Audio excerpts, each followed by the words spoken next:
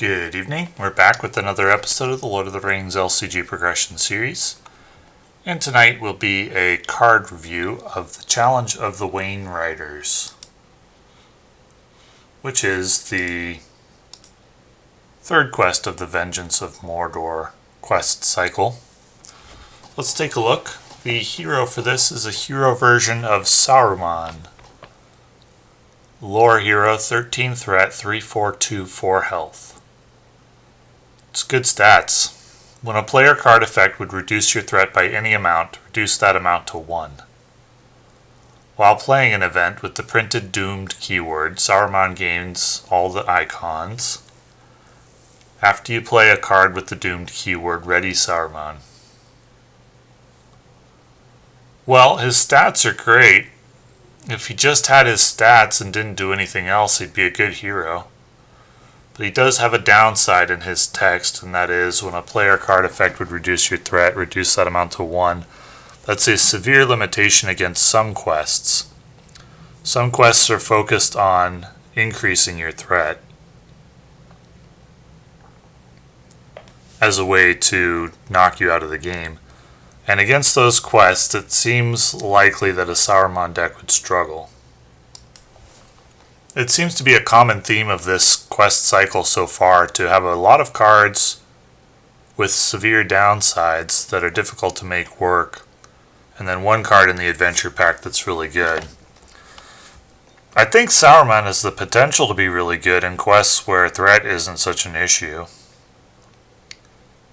You would need probably to play something like, Elfhelm or Baragond, or Spirit Baragond, which can reduce threat by 1 at a time. But against some quests, this just wouldn't be viable, because you have to have threat reduction, especially considering he starts at relatively high threat.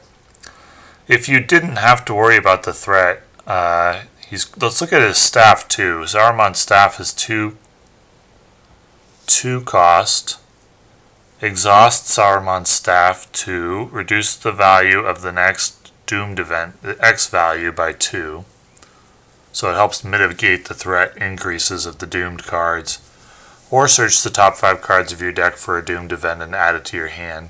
So the doomed events can add both resource generation and card draw,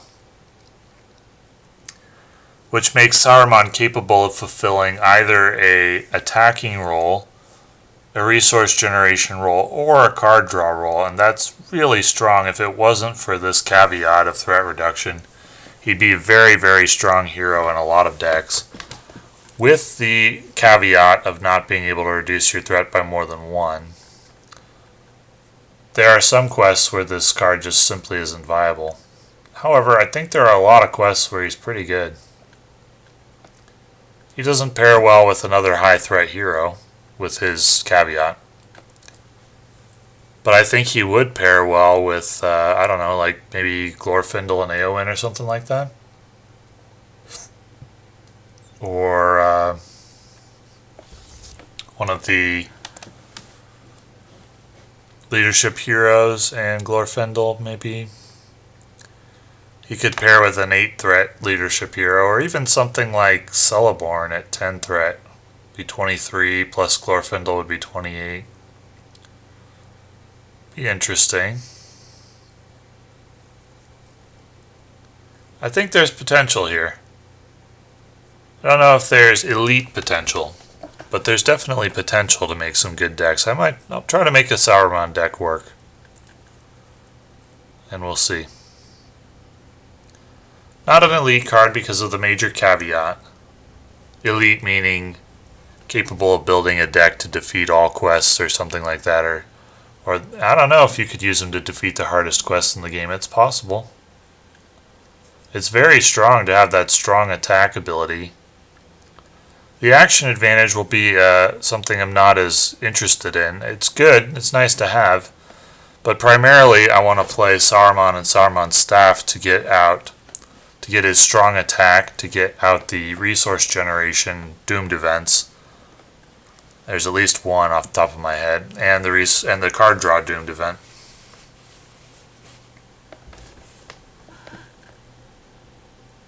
So, yeah, very interesting hero. Could be very strong in a lot of cases. Power of Command. Attached to the hero with the one ring, limit 1 per hero, attached hero gets +1 willpower.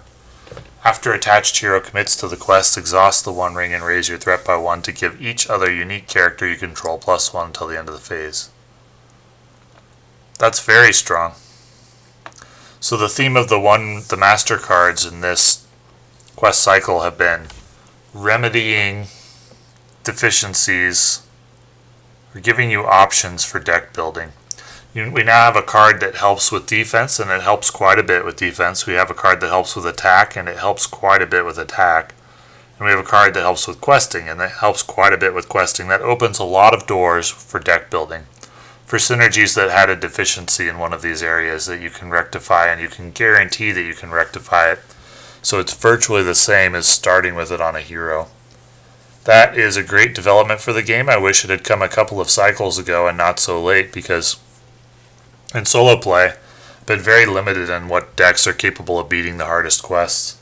Like, I'll try it with some decks that I find interesting, but often I just have to turn to the deck that I think is the best. And that's a bit annoying and a bit uninteresting to watch sometimes. And so, having Power of Command, Inner Strength, and Strength and Courage earlier in the game, like 2 or 3 cycles ago, I would have greatly appreciated, because it would have opened a door to play a lot of fun and interesting decks and make them elite. As it is, this likely comes in order to help, near the end of the game's official life cycle, to help players to defeat nightmare quests and to help unlock some doors in terms of what you can actually play. And that's appreciated. I do wish it had come earlier. But anyway, Power of Command is a very, very good card, and like Inner Strength and Strength and Courage before it, is a must-buy card for serious players, in my opinion. It will open a lot of doors in deck building, whereas Synergy would have previously struggled due to low willpower. That can be rectified, as can low attack and low shields.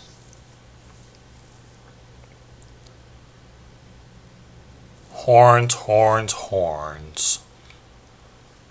0 cost, Doom 2.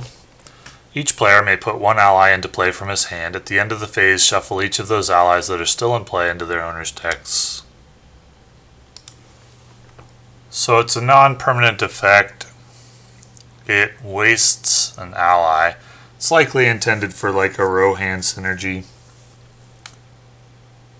as those cards sometimes have an effect when they leave play.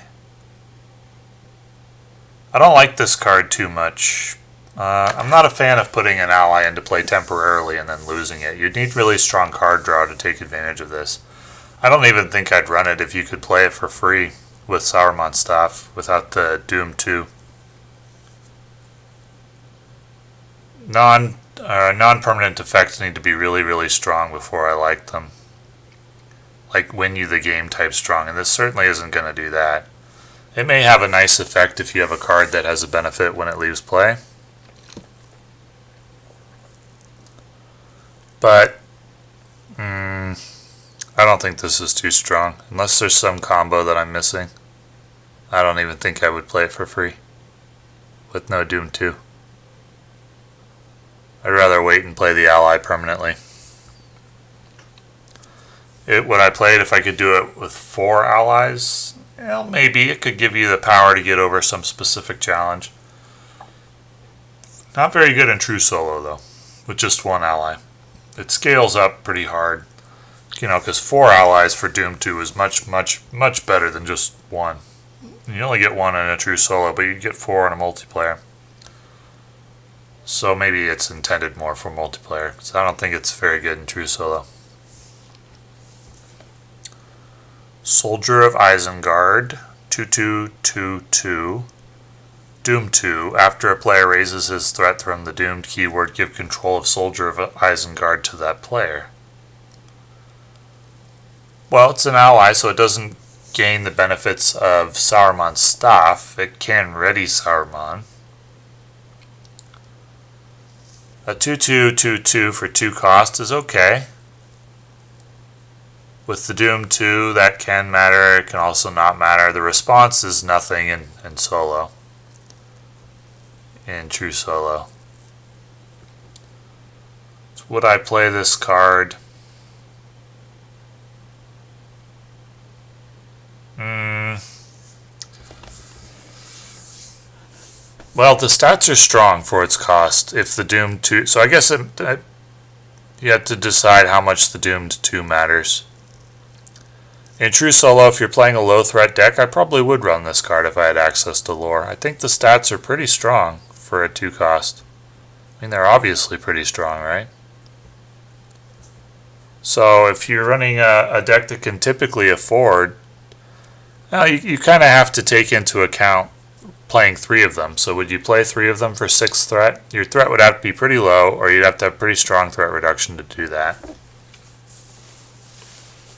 I have run Doomed cards in the past, Deep Knowledge in particular, drawing cards for 2 threat, and I haven't found that threat generation an issue, but I probably would if I ran more than 1 Doomed card. So in a typical deck, I would probably not run more than 1 Doomed card without strong threat reduction. Is Soldier of Isengard the 1 Doomed card that I would run?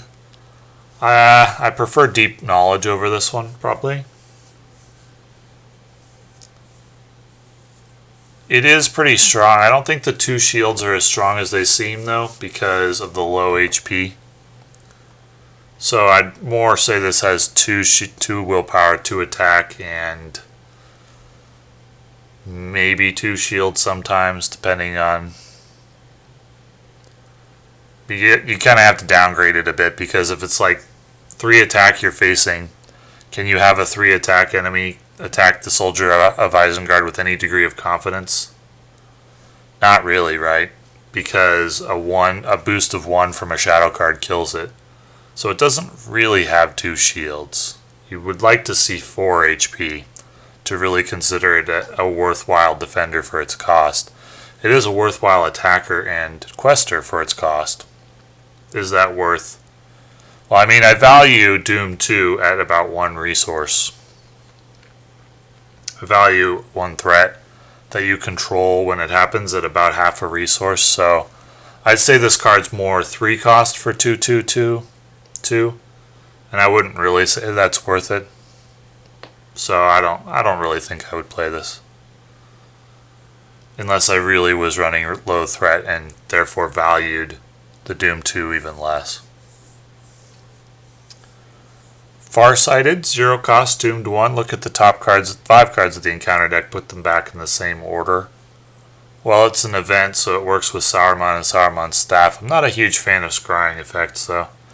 Generally, when I'm playing against a quest, I kind of know what's coming, what could be coming, and I've planned for a variety of situations.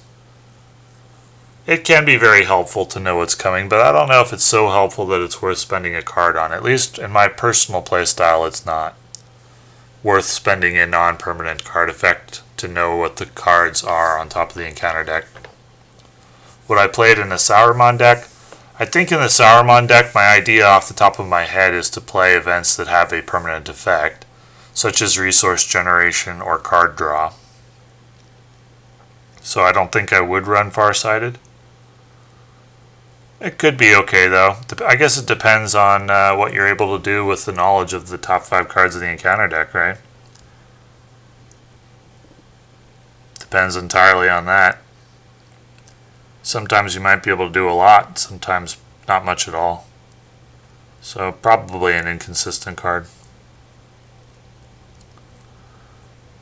Nori, 3 cost, 1/2/1/2. After Nori participates in an attack that destroys an enemy, put the top card of your discard pile on the bottom of your deck. Well, for decks that run out of cards, Nori is a must include. And given that we're getting deep into the game's card pool, and we're now seeing a lot more deck options open up, I think Nori's likely to see play in some very, very good decks. Because when you get to the end of the deck, you could essentially play the same card over and over And if that's a good card, then Nori's insanely good. Like, for example, if the last card in your hand was Gandalf, you had no more cards in your deck, you could just play Gandalf over and over every round. That'd be crazy good. I don't think he's a 3 of. You'd probably include just one of them, and you probably would only include him because his stats aren't good enough, so you're playing him for his ability. You'd probably include just one of him, and you'd include him only in decks that frequently get to the bottom of the deck, or that are kind of designed to do that. And in that deck, I think he's pretty good, even vital. So that's another good card for serious players in a certain kind of deck.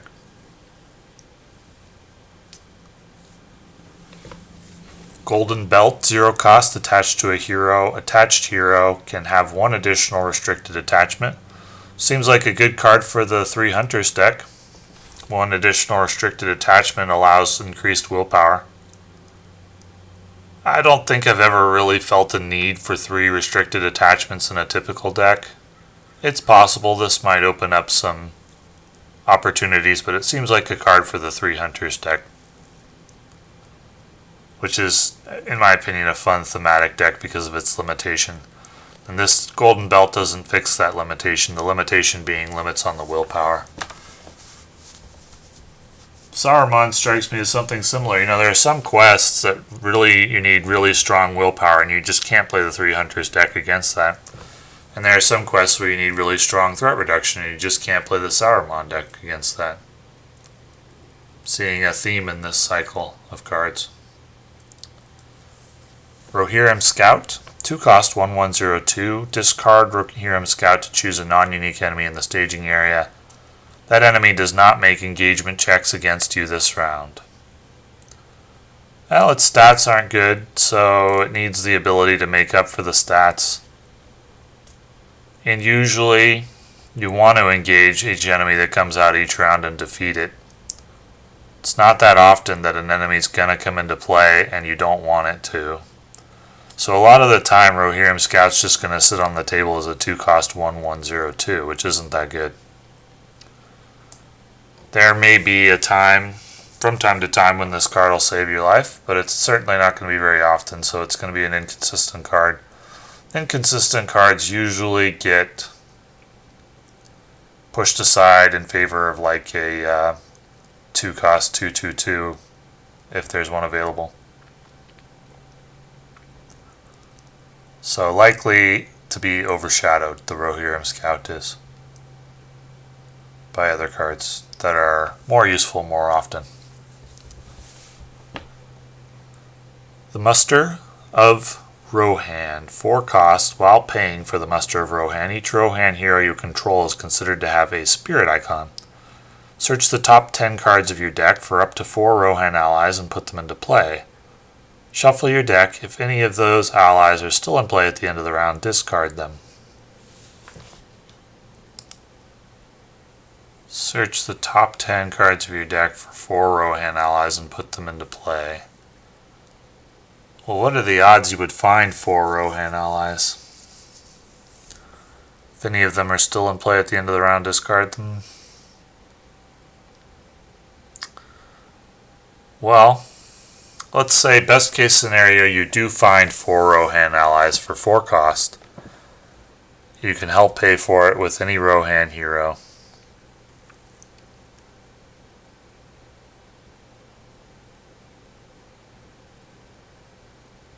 Best case scenario is decent for a one-time effect.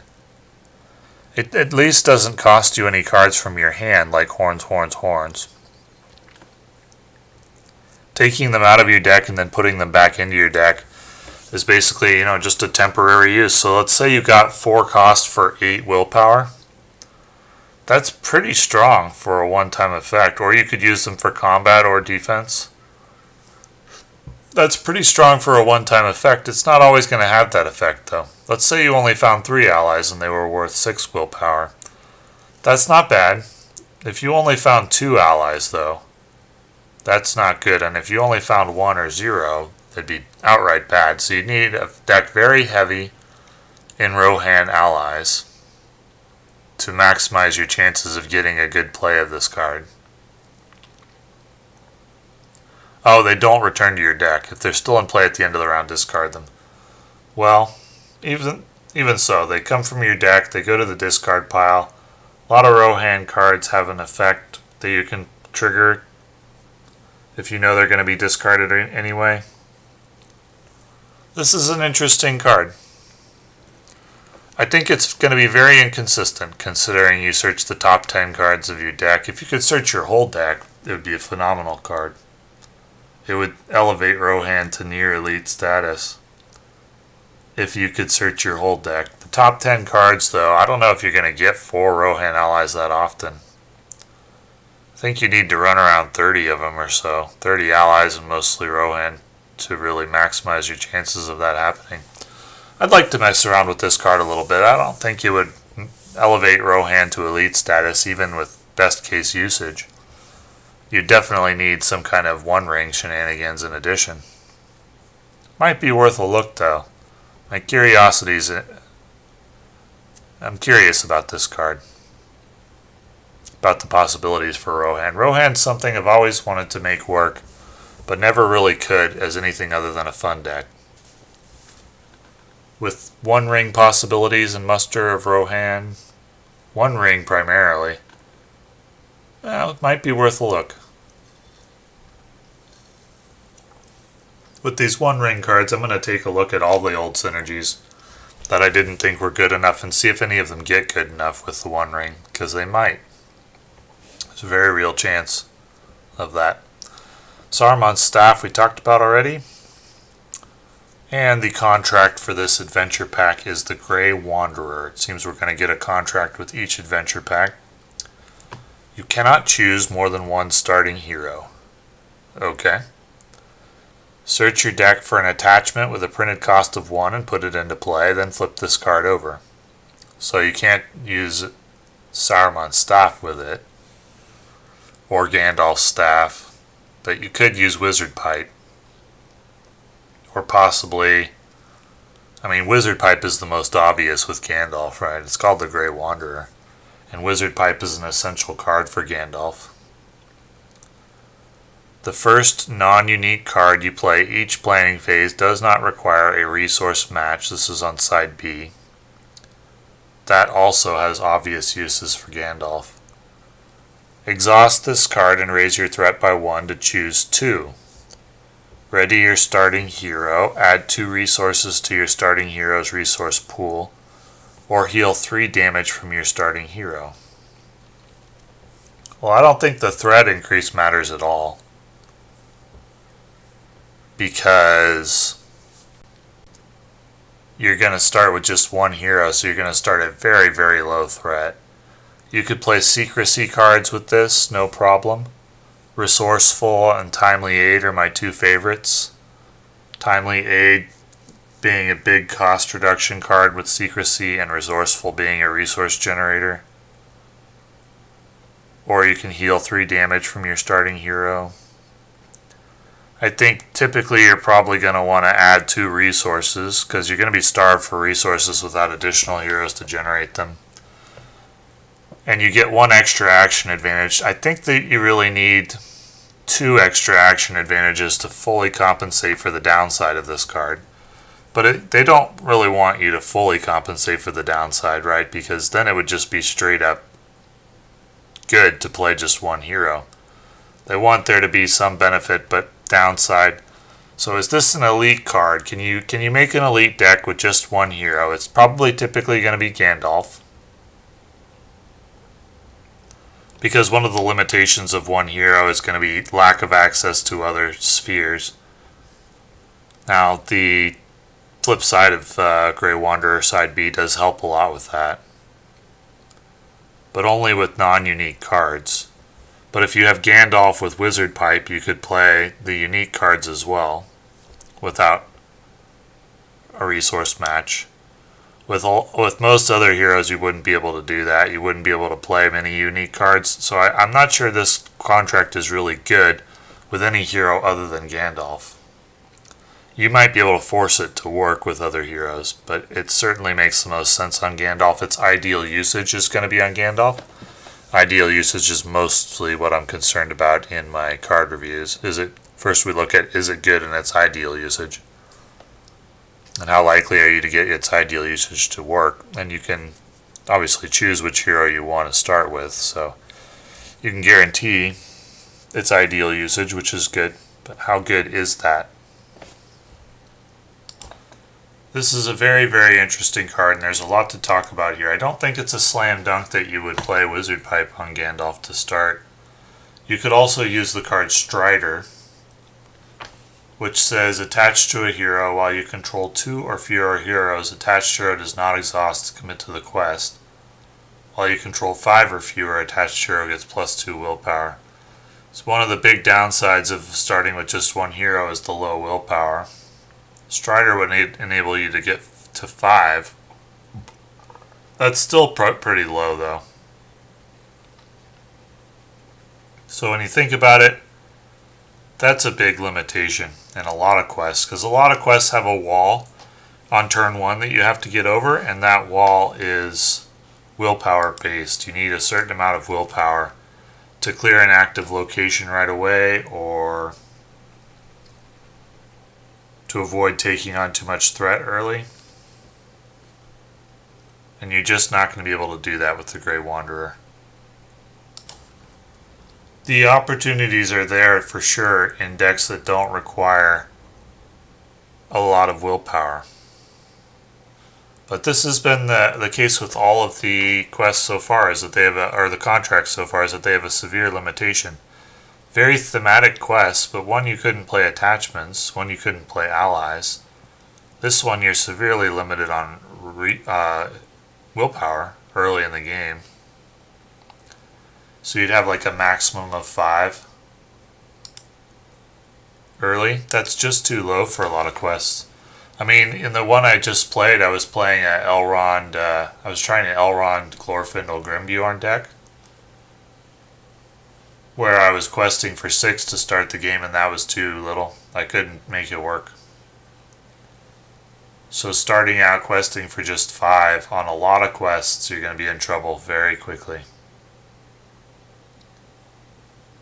You could run the One Ring and Strider with the card from this adventure pack, the Power of Command, and boost you up to 6 willpower to start, and that, now there's at least a conversation about that. If you were able to have a strong turn 1 with like Timely Aid, well, you wouldn't be able to Timely Aid and use Power of Command, but if you could have a strong turn 1 with Timely Aid, or I don't know, you'd only have 3 resources to work with turn 1. It's going to be tough on a lot of quests to make this work with the quests that require higher willpower very early. It's likely that a Gandalf Grey Wanderer deck would be quite, well, at least playable in multiplayer against a lot of quests, but in true solo, it's tough. It's tough because of the willpower wall that a lot of quests hit you with in the first turn.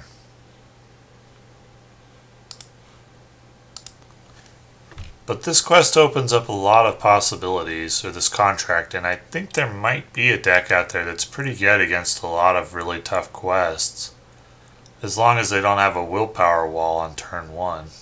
Because what would you do?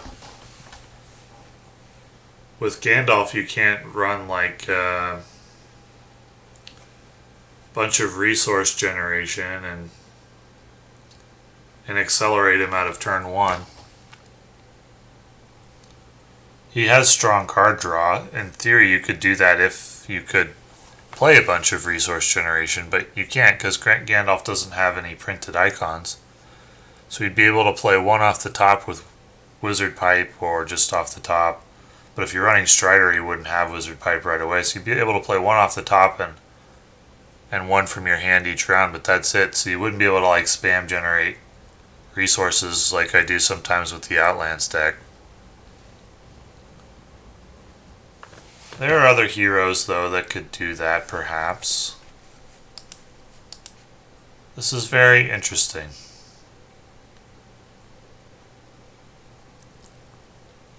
I'll think a lot about this and see if there's a deck I can come up with that is really strong and makes sense.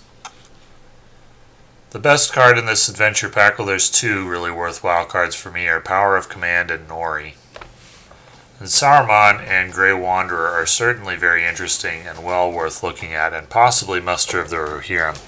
Though I think primarily for me the cards I'm really interested in are Sarmon and Grey Wanderer. While Power of Command and Nori are just straight up good. Nori not in every deck, but in a lot of deck that's designed to go through the whole deck, and Power of Command is very strong. In a lot of decks, very, very strong. Maybe almost every deck. Unless you really want to be pushing threat high over 45 a lot.